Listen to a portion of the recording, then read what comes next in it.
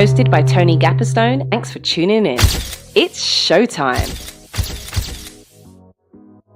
It's showtime, everybody. It's episode 324 of the BraveMaker Pocast. Hello. I'm Tony Gapperstone. I'm a writer, director, actor, producer.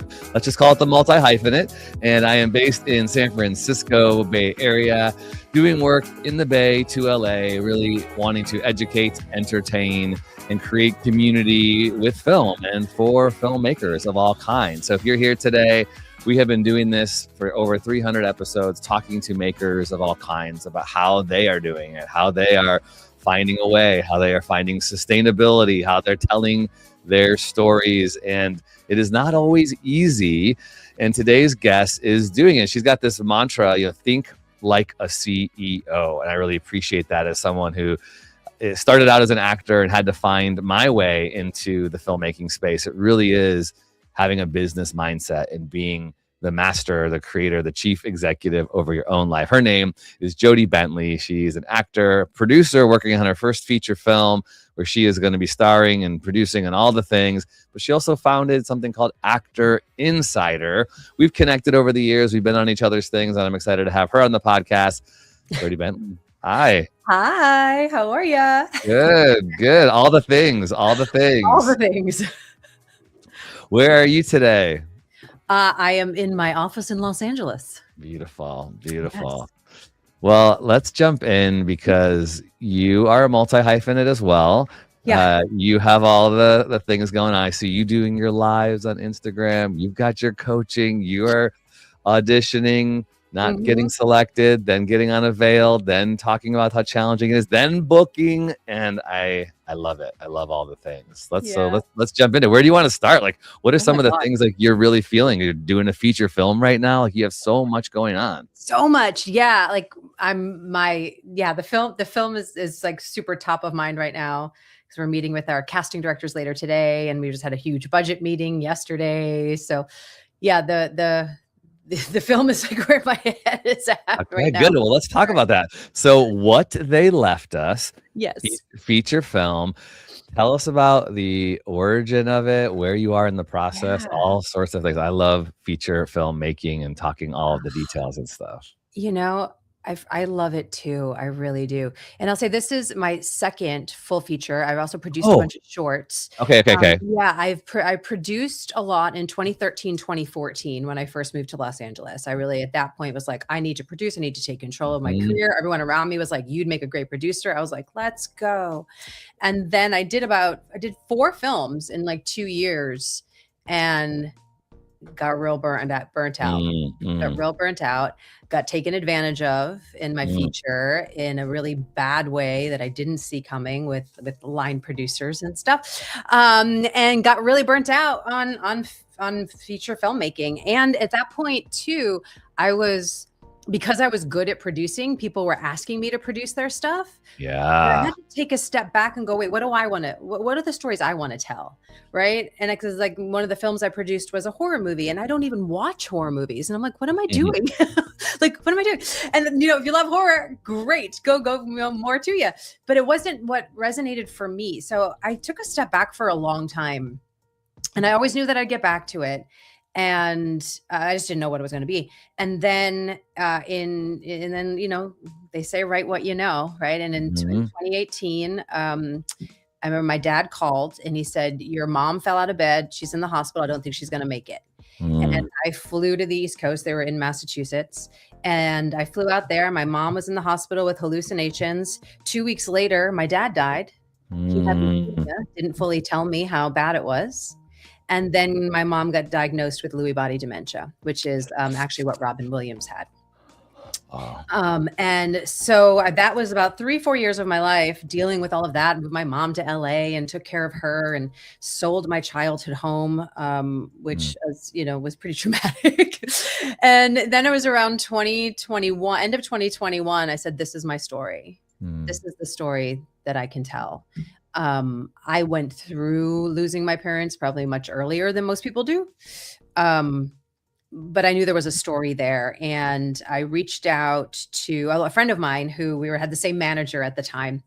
And he lost his dad a year after I lost my dad. And his dad also passed away from leukemia.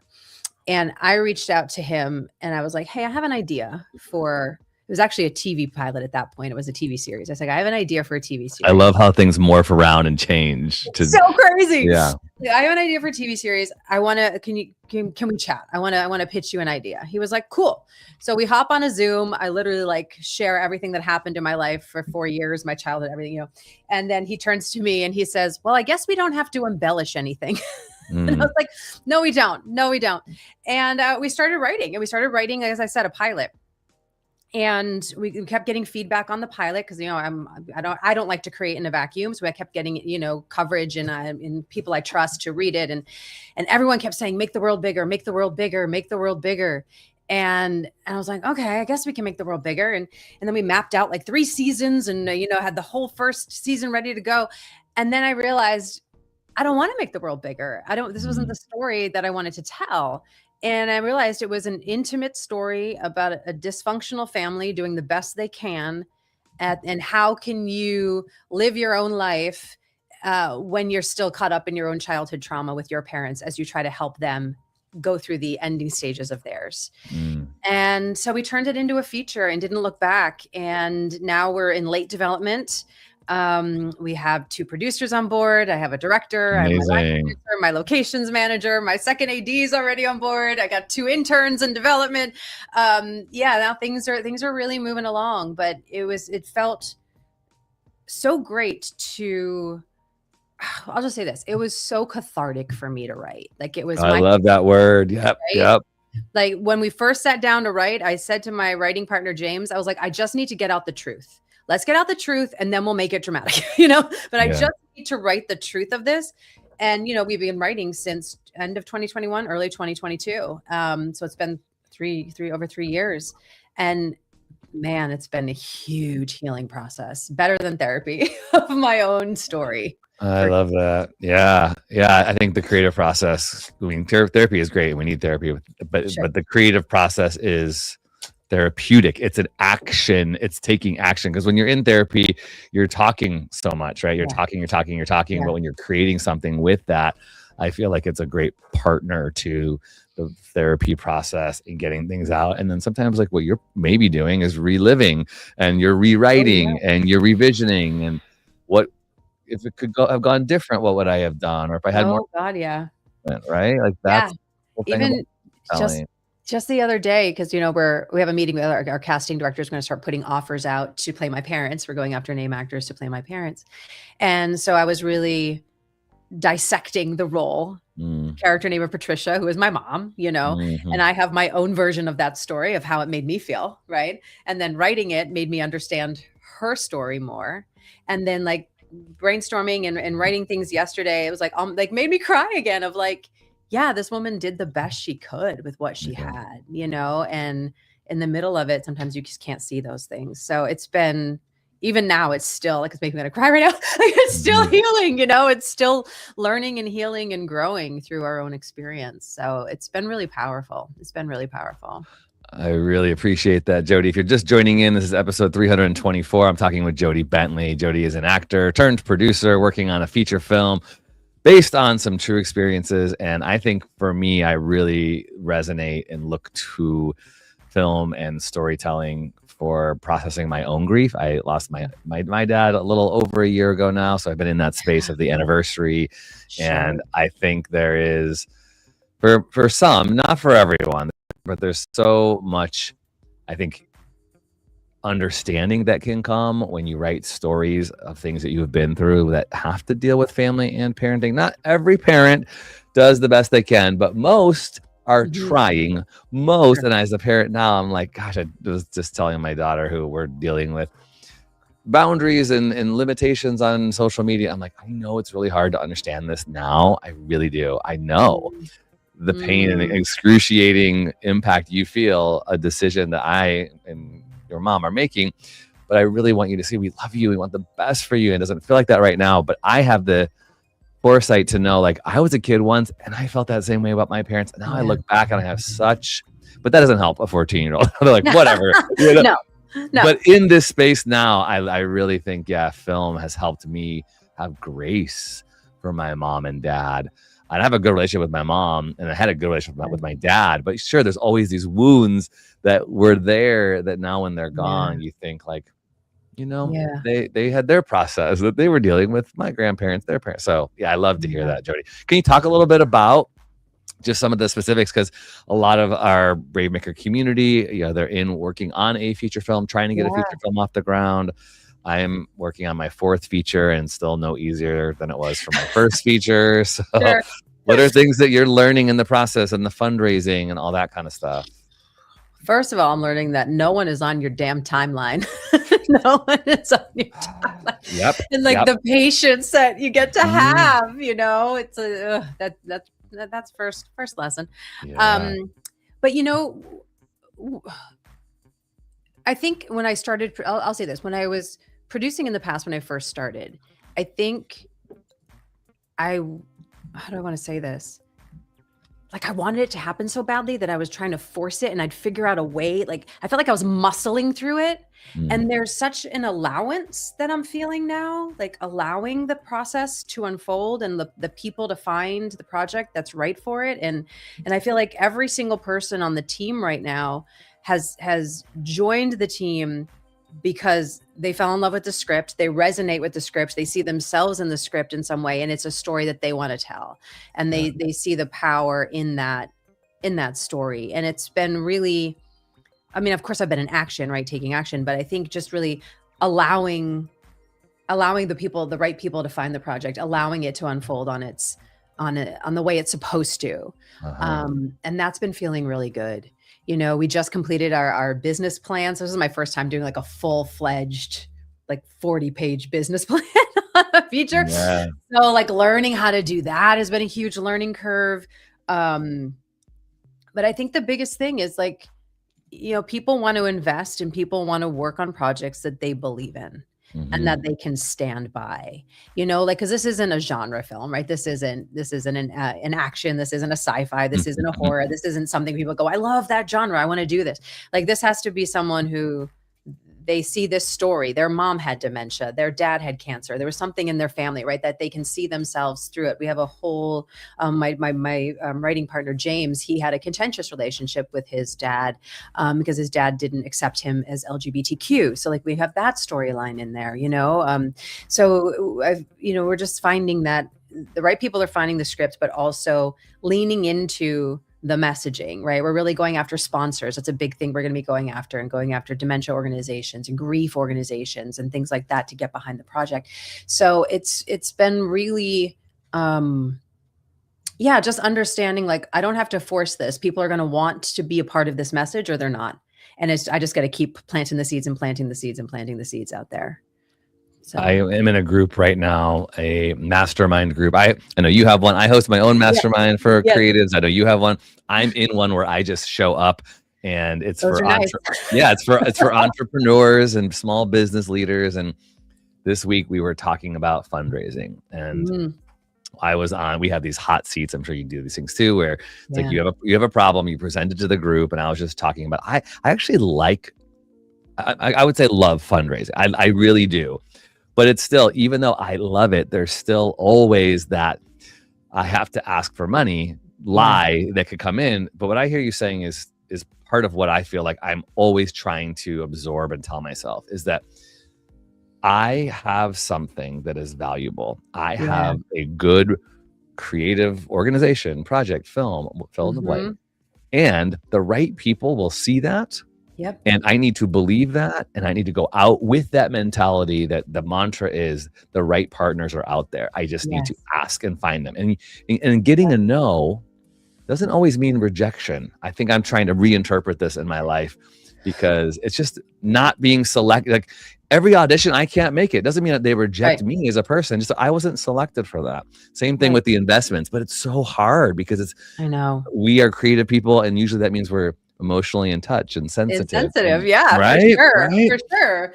I mean, that's, what I teach my actors, about business is how can we need the business, we need the artistry, and sometimes they work together beautifully, and sometimes we need to separate them, It's going into these meetings, if someone says, no, the script doesn't resonate with me, I can't fall into a puddle on the ground. It's like, I have to be like, okay, great. Thank you for your feedback. I get to move on, like it's compartmentalizing, I think that, and, and also now being the actor, writer, and producer of this project, which I haven't done before. Yeah.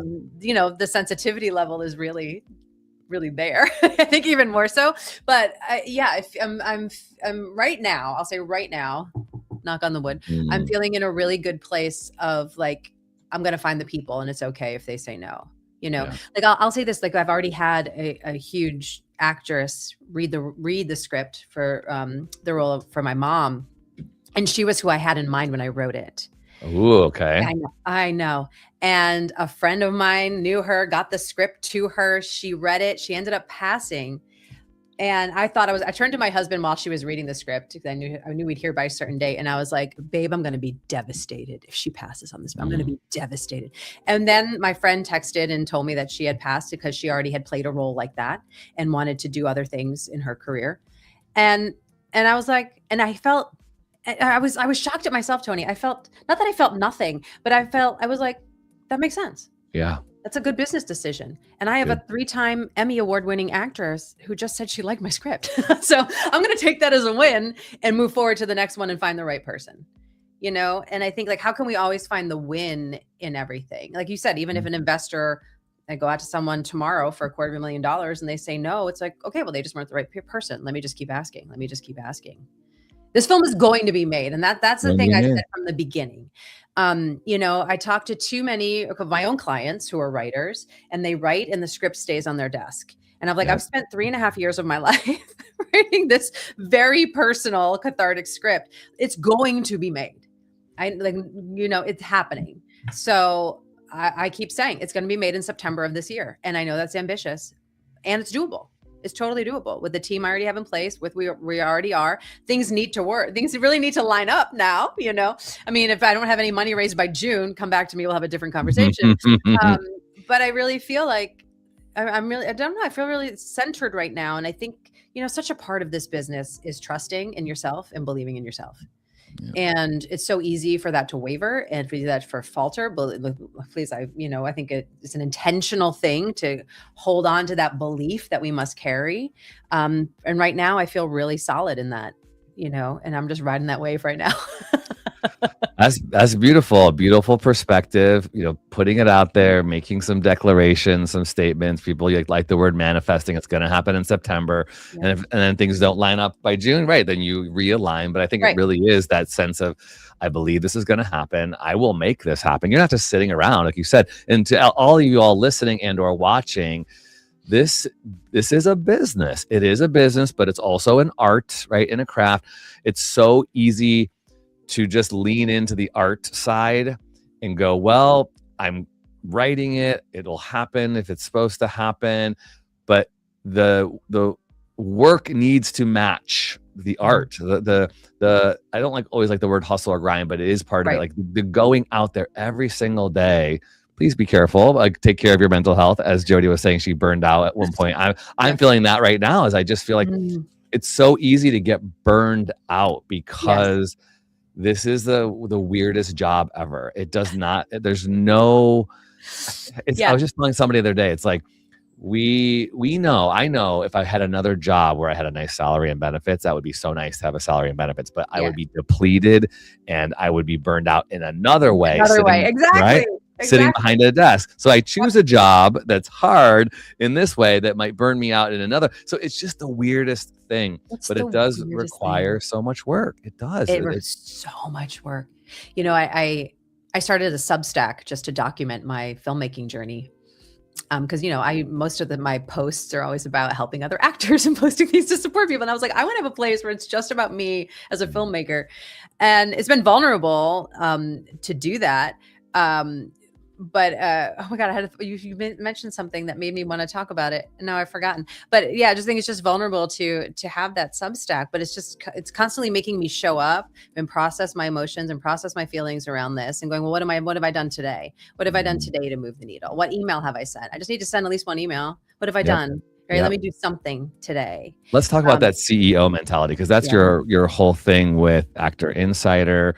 You know, you coach actors, you help Yeah. people get the career they want while you're also doing it yourself. You're teaching Yeah. from a space of, the ins and the outs. What are and by the way, you all, if you're listening and just jumping in, episode 324, this is Jodie Bentley, actor, acting coach, producer, making a feature film, doing all the things that we get and have to do in this business, multi-hyphenate.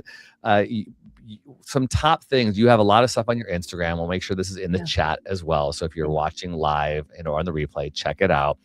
You're equipping people to take ownership, to think like they're running their own business, because we are a business. We are a product in the world. Yep. So let's talk about the acting side of stuff, because you have had lots of pins, you have lots of check of veils. 2025 was a lot of kind of like waiting, hoping, and then didn't go where you thought it was. And then at the end of the year, it seemed like you booked something. Talk about some of that stuff that happened. You get to brag for a while here on your personal journey. 2025 was great with pins, lots of great TV auditions, and like that, and I know that that's a win, and I share that with my people, like that's a win. But when you get so close and don't get it, that's like that can be even worse, sometimes. But at the end of the year, I booked an episode of NCIS, which is coming out in April, and I booked a recurring role on Ryan Murphy's new TV series, The Shards. So I've already had 2 days of shooting on that, and they're shooting through May or June, I think. So I have those projects. You're very good. You're ready with all of this. So I booked those projects, and already this year I've had about 15 auditions, and I've had 2 audition for a lead in a feature that got sent to producers, and an audition for a supporting role in a feature that also got sent to producers. I'm still waiting to hear on those. So I feel like I'm in a good stride right now, but it's we all know it's a lot of work. It's a lot of planting seeds. Again, I'm going to just say that again. It's a lot of relationships, like the supporting role that I just got sent to producers. One of the producers on that project was someone who was my locations manager in 2013 on my feature film. And he was like, "Oh my God, I just saw your audition come through. I'm going to put in a good word for you with the director." I was like, "Oh my God." Like, it's so crazy how, if you do, you know who you are. Like, I'm a big advocate of branding, right? But like, if you know who you are, you know what you bring to the table, you know how to package that, you know how to talk about that, you know how to sell that, and you're good at keeping in touch with your relationships, like things will happen. Right. We don't know when they're going to happen. Right. You don't know when you're going to hit. I didn't know if I was going to book anything last year. I ended up booking those 2 things at the tail end of the year. But like, we don't know those things. I can't control those things. But all I can control is who I am, how I'm showing up, and the action that I'm taking and what I'm doing. Yeah. I'll say the showing up and the relationship part. I want to just speak to everybody out there. The amount of time and work that requires. I want to encourage you to schedule it in, everyone. Schedule in. I mean, we all have a relationship with social media. You either love it, you hate it, whatever. It is necessary. It's a part of the business. It's business right now. It really, really is part of the business. And I am kind of astounded sometimes, and I'm trying not to get discouraged, but I'm astounded by how many people don't utilize it to keep relationships going, because it's so easy. There's you probably see all these memes. It's so funny that the memes of people who lurk and just scroll, but they don't like, or they don't comment. Like, it's so easy, right? Yeah. I have had these actors that I've had relationships with for years, and all of a sudden they just kind of blip out of the picture. And I'm like, why did you just blip? Did you leave the industry? And sometimes I'll message them, no, just been busy.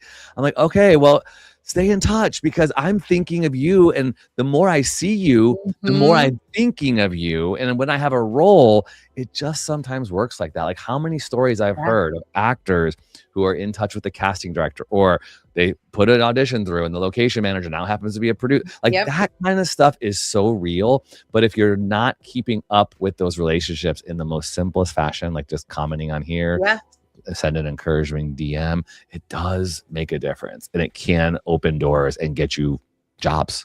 It does. 1,000%. And I think this is where people get hung up, though, is they think, oh, I have to be pitching all the time to these people. when it's not. It's just liking something and saying congrats and, oh, I saw you picked up this thing or did this thing. Congratulations, right? It's not about pitching. I have so many actors go, yeah, I don't reach out because I have nothing to say. I'm like, well, you don't have to say anything. It's not about you saying something you did. It's about you congratulating somebody or just being a part of their journey, you know? That is so good. So, that is so good. We feel like we have to pitch all the time, and it's not about that. And I will say too, I think and look, we can fall out of touch with people, right? So I'll tell you this story. So a woman I know, Tony D'Antonio, she's a producer. She has a company called Shake the Tree Productions. I knew Tony when I lived in New York. We were both scrappy actors and filmmakers. I moved to Los Angeles in 2013. She was still in New York. We would meet up at AFM. I went to AFM in like 2012, 13, 14, and 15, I think. And we were both there pitching our stuff, right? And hustling, and we always have dinner. And then I stopped going to AFM because I got burnt out on producing. And I went back to AFM this year, like 10 years later, 2025, I went back 10 years later. And I'm, working my way through the AFM, and I open up the little exhibitor book, and there's Tony and her company as an exhibitor at AFM. And I just go knock on her door. And she was like, Jodie, oh my God, we had a whole conversation. It was so nice to connect, seeing how much her company has grown. And she's been exhibiting for like 3 years. And then she's like, what are you doing? And I was like, oh, I just booked NCIS. I just did this thing. I have a script. And she's like, send me your script. I'd love to read it. Wow. She read my script over the holidays. In January, we hopped on a Zoom, and my current producer and I were looking for another producer to add to the team.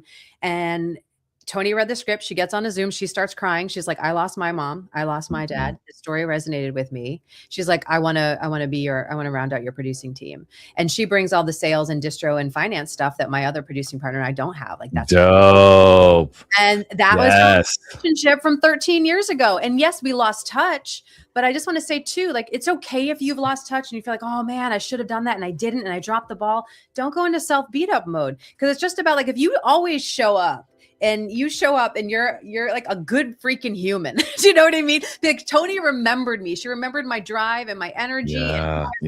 Sometimes that's all it takes too. So, it's amazing full circle how everything's happened. Even my director of this project, I've known him for over a decade. We lost touch for a few years, but we taught crowdfunding workshops together over a decade ago. And now has a whole crowdfunding company, and he's directed a ton of stuff. He has a film that's coming out this week with Alfred Molina that he directed. But that was like a decade-long relationship where we also lost touch and came back together. So it is about relationships. And so I just want to tell those stories because I know some people could be listening now and just going, oh man, I'm so bad at that. I haven't done that. Mm-hmm. But good even point. If you show up, you do good work, you're a good person, you can pick up the ball at any time, and people will go, oh yeah. I remember Tony. I remember he's a good guy. I remember that. Yep. No, I love that. I really think so much of what you were saying earlier too was like a reminder to me. We don't always have to be pitching. Yes, this is there's like the work and getting yourself out there, but just being a good human being and saying, hey, how are you? Or I'm happy for you. Gratitude, again, it's cliche. It's crocheted on your grandma's pillow, but the lifestyle of gratitude, when you are a person who says thank you, or I see you, or kudos to you, it goes a long way. Because as you started earlier, and maybe you want to touch on it, when you got burned out with that relationship with the line producer maybe took advantage, there's so much heartache that can come, not even just in the industry, but this humanity.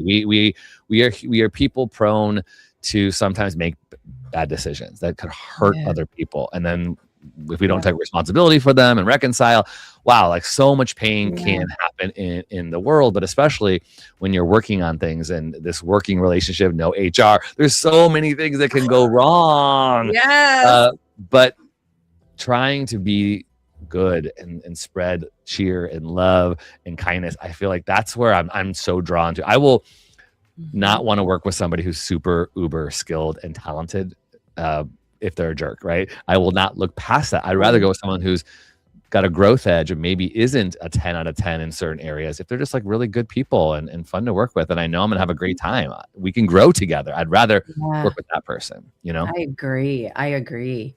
Yeah. One thing I've even set up from just the beginning of this whole process is I don't want I don't want drama around this drama, right? We're doing a prestige drama. I don't need drama around the That's drama. right. Keep the drama on the screen, right? Exactly. I just want good people who understand this project, who really want to work. And, and it's tough because, you were saying about the, having the money job with benefits, and that would be burnt out. But it's hard now, like producing, like you don't get paid. Like I'm not getting paid.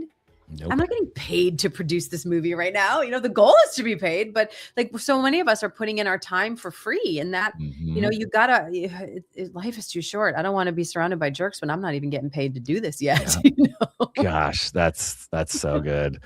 Well, I want to talk about the state of the industry and how you're feeling, because on top of all the work that we're doing to make these films come to life, and you're raising money and you're pitching, it's also like, I was listening to a podcast today, I think it was the Vanity Fair podcast, just talking about how Paramount is now going to be making the bid for Warner Brothers.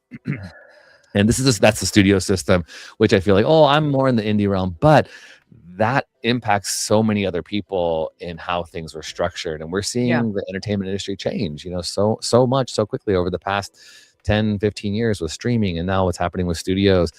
I don't know, man. It just kind of scares me a little bit with how many people are going to be losing their jobs. I know a lot of friends who are struggling to find work, who have had consistent work as in writers' rooms and things like that. And here I am at the indie level. I'm like, I don't know. People I have people asking me, will our industry even be here 10 years from now? Will there be the type of opportunities? I believe, yes. I believe we have to keep working toward it, but I understand the concern, and I'm feeling it too.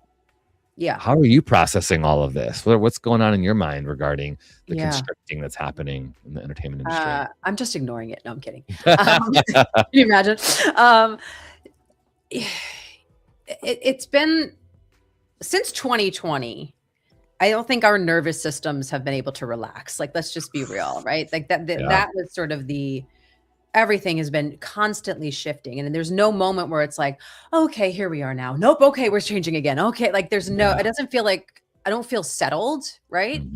But I think it just goes back to sort of that old adage, right? Of you get to be comfortably uncomfortable.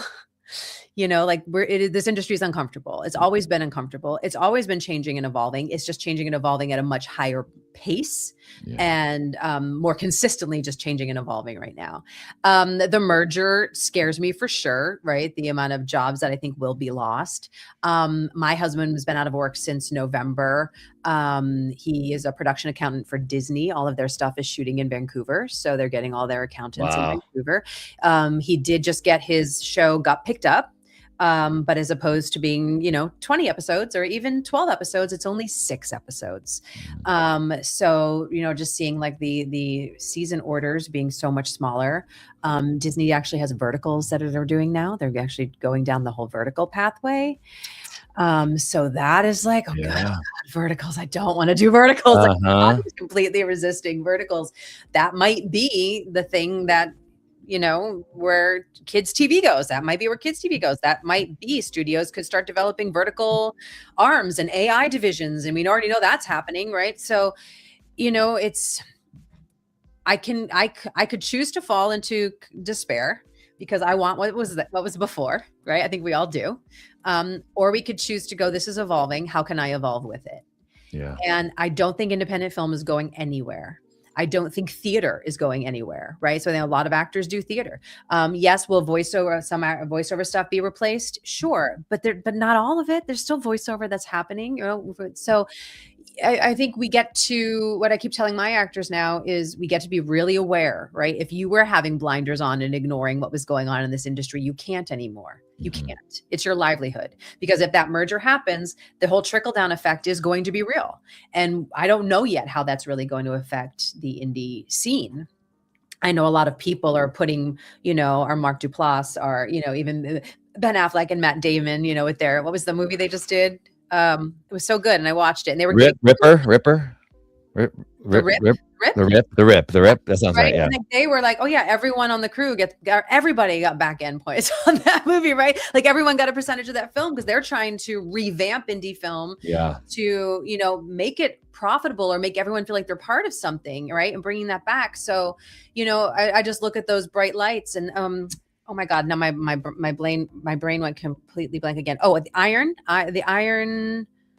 the guy who got his own movie out in theaters. Oh yeah, the Iron Lung. Iron Lung. Yes, Like, yes. That's what I'm saying. It's like we got to pay attention and go, okay, this feels like despair over here, but look at what those people are doing. Yeah, and this is changing over here, but look at the mark those people are making. So there's still, I think it all comes down to a choice of how we want to view things. Well, what lens do you want to view things? And I've never been a pessimistic person, right? I call myself a practical optimist. So I see what's happening. I understand the repercussions of it, but let's find the bright spots through it and see how we can evolve with it, because humanity and telling stories and indie film and the arts are not going away. They're not going away. It's just, it might be less that we're making. It might be harder competition that's out there, but it's not going away. Mm-hmm. So how can you evolve with it? Yeah, evolve with it, and also finding the practical ways to be sustainable. I think there is a humbling in the idea that, hey, it is okay to also have other jobs that are in the service industry. Even though I get concerned because I'm going to restaurants where there are no servers and I'm just doing a QR code and nobody is taking my orders. I'm like, what the heck? But I'm telling this to my kids too, just finding the jobs that AI can't do and finding ways to keep the income coming in, because I think for so many people, especially, you're in SAG, right? So SAG actors, 85% of us are not making the minimum for insurance, which is around $25,000. I haven't had SAG insurance I think ever. It's $29,000. Is it $29,000 now? Wow. Okay. That's a lot, and that's a lot. It's a lot, right? So you have to be booking a couple things a year, just a couple things, to be able to. More than a couple things. I mean, if they're guest star or co-star, you need at least like 8 things, So wow, right? So it's that idea of going, can I be happy with my creative output if it's not making a certain threshold of money, right? Can I be, and I'm telling myself this, I am using my Instagram to do sketches. I am doing my own shorts and features independently. Are they taking longer? Yes. But I have got to find a way to go, I am being satisfied with my creative output, and I have work that is able to pay my bills, put food on my table, put my kids through college. Not easy, going a little bit different, going back to your earlier comment, call back to the patience that it requires, because things aren't going to happen overnight. But I really think the evolution, going back to what you just said too, is getting that creative storytelling itch scratched somehow. You must find a way to do it. And there are so many ways today: theater, social media, sketches, short films. I mean, the vertical stuff, it's happening, and you can do it. You can do it. I know they're needing lots of writers for the vertical stuff, is what I keep hearing too. It's what, like, I remember being an actor in New York City in like the early aughts, and if you told anyone at that point that, oh, I'm an actor and a writer, or an actor and a producer, they'd be like, no, but what do you really do? Because you had to choose one, because if you weren't just an actor, then they didn't take you seriously, Right. And now if I go, oh, I'm an actor, they're like, and what else do you do? Because they know, nowadays, you have to have your hands in multiple pots.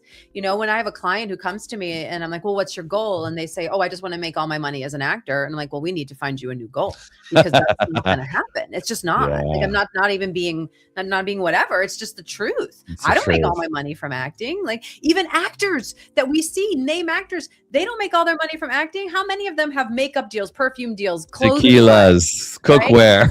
They want that recurring residual things, because they know that acting money is going to go away at some point.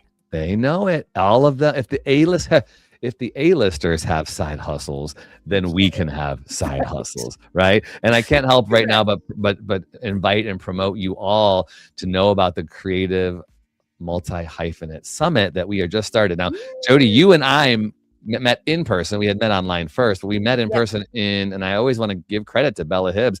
In Arizona, we went to a conference for actors, a one-day conference for actors. I got inspired. I'm like, I want to create something like that for filmmakers. And then it evolved into this idea that we are all multi-hyphenate. So I've got I've got Steve Canals, who created Pose. I've got Tiffany Thomas, who worked on The Mandalorian. I've got Dominic Colon, who worked on Boots. I've got D'Lo Lewis, who works with Ryan Coogler at Proximity. And all these people who are writer, director, / all of the things, because that's what it has to be these days. So April 11th in Redwood City, come out to the Bay, everybody. We have cool hotel, discounted rooms, and a full day and a cocktail party and all sorts of cool screenings and pitchings and stuff. But this is going to become, I think, the future for us at BraveMaker is just trying to help people expand their lanes, because you don't just have to be in one lane. Maybe someday a few select people, small percentage of people can go, I'm just directing, and that's great. But for a majority of us, we have to find a way to expand the portfolio of creativity. For sure. Let's end with talking about Actor Insider, because you have a program, you are supporting, you are coaching, you are helping people get to where they want to go. Let's talk a little bit about that. Yeah. Gosh, yeah, I've been coaching actors since 2008. And yeah, my company Actor Insider, I named it that because I so many years in my 20s and even in my 30s, I always felt like the outside looking in on this industry. And I want actors to feel like they have a place they can belong and a place they can go. I know that's a big philosophy of you too, Tony. And I really help actors really, again, put on that CEO hat and understand that this is a business. And how can you set up, I love you use the word sustainable before, because it's so true. How can you make this career sustainable? And how can you set up systems and structures that you can fall back on as a business owner to have a sustainable business, even through the evolutions of our industry? I've had clients since, all through COVID and strikes and everything, be on a major career trajectory because they didn't fall prey to the negativity or fall prey to the whims of the industry. But they're like, no, this is my path and I'm going to keep taking these steps to do it. And I have systems to get there. So that's what I really instill in people. And yes, I'm doing a free 5-day training coming up March 16th through 20th called the In-Demand Actor Blueprint. Every day we're going to hit a new business skill. Every day you're going to get new actions to take. I have a whole workbook that goes along with everything. Every day will be a live Q&A with me as well to answer your questions. But I love what I do so much because I know that it works. I have clients in 32 countries now. I've helped well over 2,700 actors get where they want to go. And I just love this work so much because I think we're pre-programmed to think that I have no control. And there's so much control that you can have as an artist and an actor and a director or a filmmaker or whatever you are. There's so much control that you do have. It's about giving yourself systems and structures that support you to do it. Dope. Gosh, actor-insider.com. 5 free days. Go to it right now. Sign up. The link is in the chat.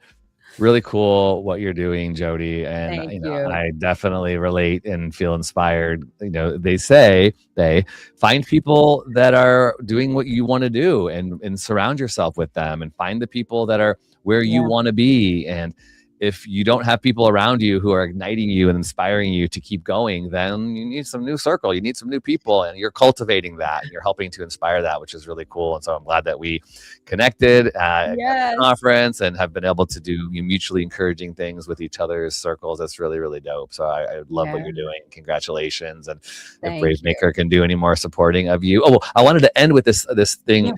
Yeah. So I'm going to start this thing. Always trying to start things, but I want to do some. I get you. Fun. I want to help fund feature films. I want to help fund feature film makers. I know there's so much money out there, right? It's that mindset. There's money out there. People have money, and with BraveMaker, we're a nonprofit, so we do fiscal sponsorship. We help filmmakers raise money through nonprofit means.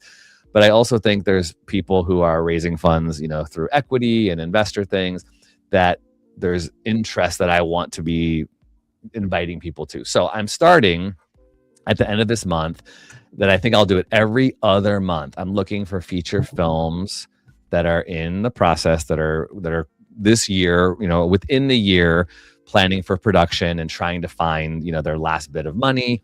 Maybe we'll do eventually. People are trying to find their seed money, but I've got a few feature filmmakers that are going to be on the Zoom in March, and then I'll do it again in May. That said, I thought, well, come May, maybe we could have you and What They Left Us be a part of that. And I'm just trying to cast the net and say, okay, the minimum is, can you invest or give $1,000? to these filmmakers. I'm trying to draw people who have those kind of means to come listen to pitches, and then they get in the habit of going, okay, cool. I know every other month I'll hear 3 to 4 feature film pitches, and maybe I'll connect with one of them, maybe I won't, but I'm just trying to build up a pot of funding. So I just want to throw that out there to you and anybody else watching. If you're like, hey, I have $1,000, I want to help make a feature film, get in touch with me. But Jodie, in May, let's see if we can bring you into the Zoom and see where it goes. I love it. That's so great. Cool. All right. Let's do just my last lightning round. Is one question.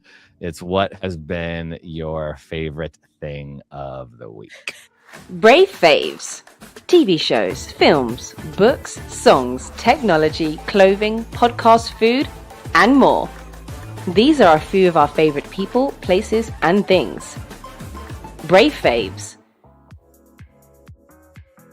All right, I will start. My favorite thing of the week. I've been trying to catch up with Oscar-nominated films, and this was a film that was not Oscar-nominated, but I felt like was in the talks, and it is the film called Rental Family, starring I'm totally blanking on his name right now. Brendan Fraser. Brendan Fraser. Yes, I just watched it a couple of days ago. And I was like, I really like this. Is my style. And from what you were talking about with your feature, it's about family and dysfunction and reconciliation and love. And I really thought it had a beautiful premise. So Rental Family, I think it was on Hulu. I really, really liked it. If you like amazing dramas with some heart, this is definitely something I would recommend. It's called Rental Family. It's on my list for sure. It looks really good. Yeah, I really enjoyed it. What about you? Favorite thing of the week? Could be anything. I have multiple favorite things already this week, but one thing my Hijack 2, the season 2 of Hijack. Oh, okay. And I watched season 1, Idris Elba. Both my husband and I loved it. And then I saw it was Hijack season 2. I'm like, okay, so season 1, he's on a plane that gets hijacked, and season 2, he's on a train that gets hijacked. This is so dumb. And then we started watching it, and I'm totally hooked. And that man is so good. He is so good. Yeah. So anyway, I love everything on Apple TV. Like I love all the Apple TV shows. That's right. It's all my jam. But I'm really loving Idris Elba and Hijack season 2. Right on. There's so many good shows, and sometimes you just need someone to recommend a show for you. That's great. Awesome. Jodie Bentley, thank you so much for being on episode 324 of BraveMaker Podcast. Appreciate you. I hope we can connect. And I'll be in LA next week. We're doing a director's panel in Burbank. If you're at the time that you're doing it, right. I looked at my calendar. I was like, oh, I can finally. Nope, I can't. So one of the BraveMaker LAs will have to feature you and get you on these roundtables. Yeah. Thanks so much. And everybody go follow Actor Insider, Jodie Bentley, What They Left Us, so many things. And if you are an investor out there, how much are you what's your investor number you're looking for right now? Oh, well, we're raising 1.5 million. This is a big. So if you've got one. Oh, you muted yourself. What he was saying was, give me all your money. That's what Tony was saying. Can you still hear me? Okay, good. And Mike just unplugged. But if you've got 1.5 million, please go ahead and contact Jodie Bentley. And if you've got, $500,000 or if you got 150,000, right? you got 100,000, anything, right? Yep. Yeah. We'll take whatever. Yes. Awesome. All right, Jodie, thank you so much for being a part of this. Really appreciate you. Everybody else, we are a nonprofit, and we are supported by you, the believers, the makers, the people who support the arts. And we encourage you to go to bravemaker.com/donate today to become a donor, or you can just donate on your phone. Yeah. Take your phone and push the text app 44321. Use the word BraveMaker as a message. Like you're sending it 44321, and you'll get a link, and you can give $5, $50, $500, $1.7 million. We'll share it with Jodie. Thank you so much, everybody. But please consider somehow supporting the arts, independent makers. We need you. The arts, the entertainment industry is changing and evolving, and I think it's going back into the hands of the people who want watch and absorb and take it in. And if we can leverage those dollars into those things, we can continue to make great stuff. So thanks, everybody. Go to BraveMaker.com for information about our BraveMaker LA, our in-person meetup in the Bay, our multi-hyphenate summit, and so much more. And guess what? I'm doing this again in like 10 minutes with a new film called Baby Love premiering at Cinequest. So everybody else, brave stories change the world, and you are the story. I'll see you soon.